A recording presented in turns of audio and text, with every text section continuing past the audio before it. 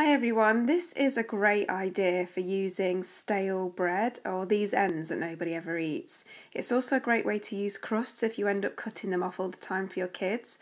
So cut those crusts off, like so. And when you've done all that with your stale bits of bread, start slicing up the end of the bread as well. And you do that into squares, so cut them long ways and then cut them width ways. Basically until you end up with these little squares that look like croutons, loads of yummy, lovely croutons. And then the slices of bread that we cut the crusts off from, take those and then just screw it up into a ball. It's really therapeutic actually. We're going to make these dough balls, dough ball lollies I call them.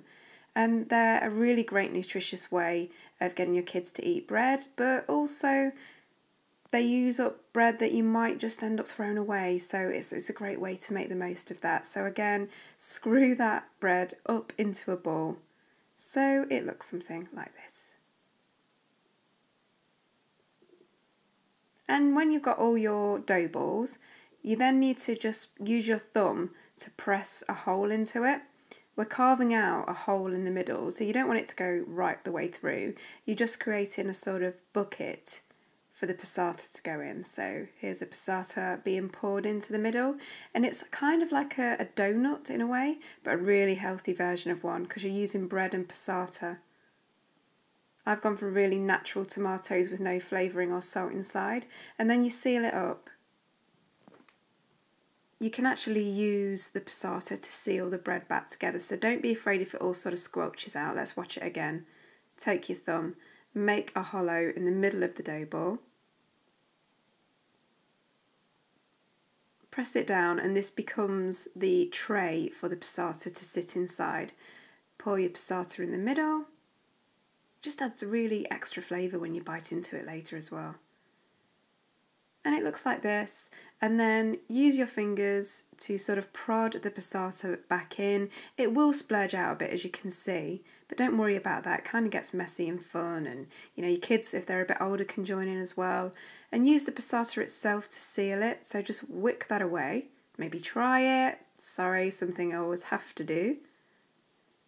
Well, I'm not at a restaurant and I'm not serving guests, so it doesn't matter. Then take all of your dough balls and place them in some heated olive oil. I've added basil and some pepper and Himalayan salt, which I'll show you later, but it's a really great flavour to sort of brown the dough balls with. They start to look like this. They go nice and golden and crispy, like a giant crouton dough ball. And then when you've fried those off gently, do the same thing again. Add your olive oil, add your basil, a bit of pepper, and that gorgeous all-natural pink Himalayan salt. Then add in those croutons that we made earlier from the ends of the bread and the crust. Just sprinkle them into the pan and stir them around a bit in the oil and the herbs just till they become golden and crunchy. You can even do the crunch test. So once they're nice and crunchy and golden, drain them off a little bit. They should look something like this, lovely herby crunchy squares of yumminess. You would never know that was stale or unwanted bread and unwanted crusts. Then take a used jar that you've washed and reusing to keep your croutons for later, so you can add them to any dish that you like. I like to cherry pick my favourite ones. And then I'm taking a blackboard label. I love these. I've got them on so many different bits and pieces around the house. I put motivational quotes on, or I just simply label what's inside it. I have a jar of decaf coffee that I write pretend coffee in. Just my way of having a little bit of sense of humour around the house. But this time I'm going to keep it simple and write croutons, for that is what is inside the jar. So there you go, your homemade croutons. It really gives that handmade touch of love. You can put them on soups. That's a really nice way of adding texture. You can add them to salads, it looks kind of fancy. And then those dough balls that we made earlier in a similar way, just get a lollipop stick. You can get these from bargain stores like Poundland, and gently push the lollipop stick through the dough ball. And then you've got these dough ball lollies. Adding a stick is just a novelty way of getting kids to eat them. Or you. So here's the test. Oh.